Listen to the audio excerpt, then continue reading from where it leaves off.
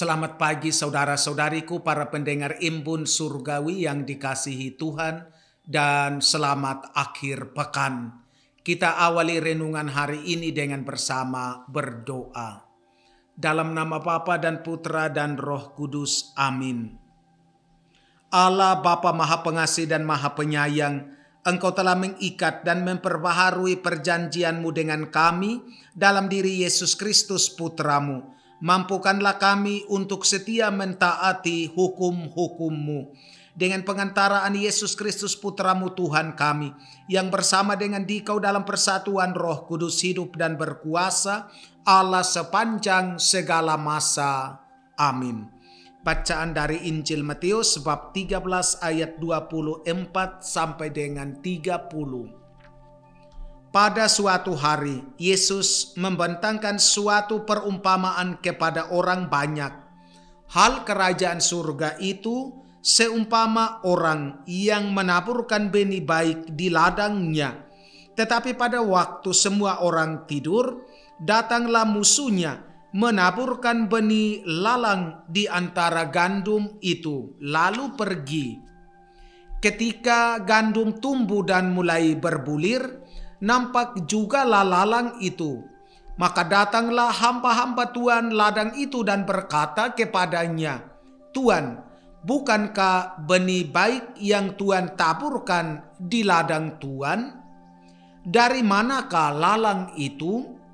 Jawab Tuan itu, "Seorang musuh yang telah melakukannya." Lalu berkatalah para hamba itu, "Maukah Tuan supaya kami pergi mencabut lalang itu?"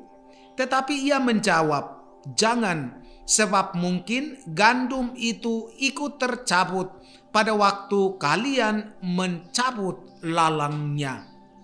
Biarkanlah keduanya tumbuh bersama sampai waktu menuai tiba. Pada waktu itu, aku akan berkata kepada para penuai, kumpulkanlah dahulu lalang itu dan ikatlah berkas-berkas untuk dibakar. Kemudian kumpulkanlah gandumnya ke dalam lumbungku." Demikianlah sabda Tuhan. Biarkanlah keduanya tumbuh bersama sampai waktu menuai tiba.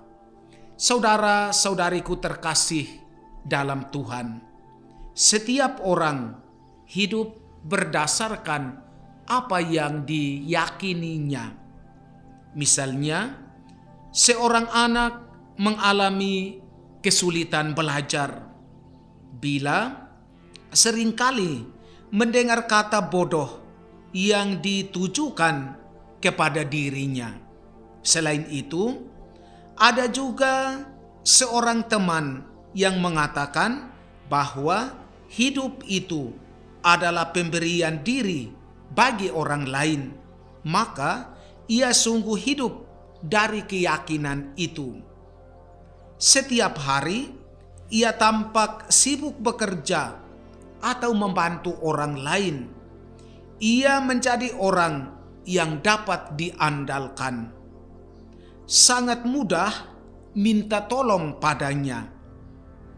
Orang lain tak akan merasa takut atau malu-malu datang kepadanya. Dalam kesulitan, sangat jarang ia mengeluh.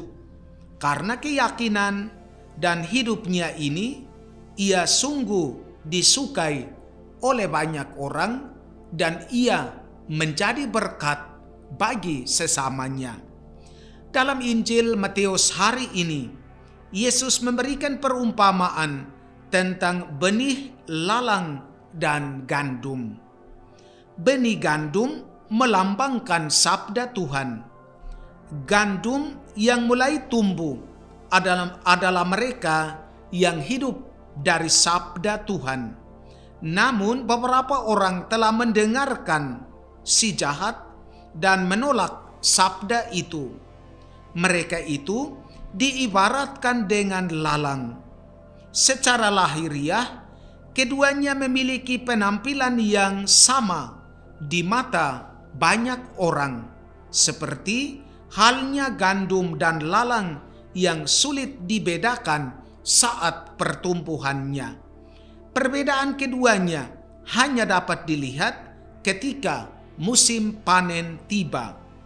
Orang yang hidup dari sabda Tuhan akan menghasilkan buah kebaikan, sedangkan mereka yang menolak sabda Tuhan tidak akan menghasilkan buah dan hanya hidup demi dirinya sendiri.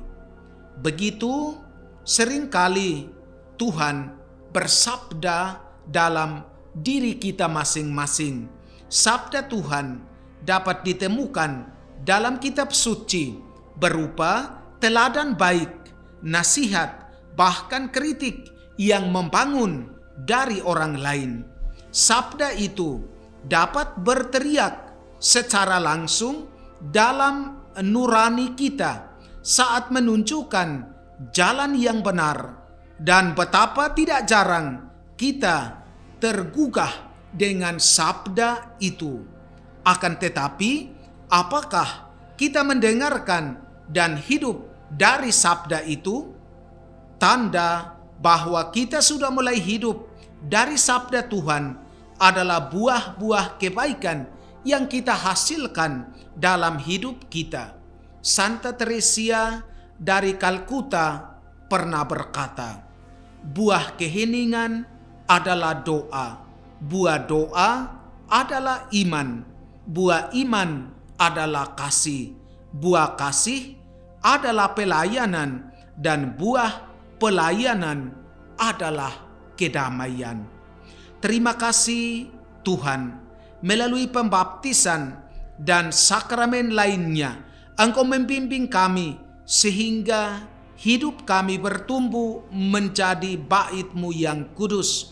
Bantulah kami agar hidup kami bagaikan lahan yang ditumbuhi gandum yang berbuah kebaikan untuk hidup kekal.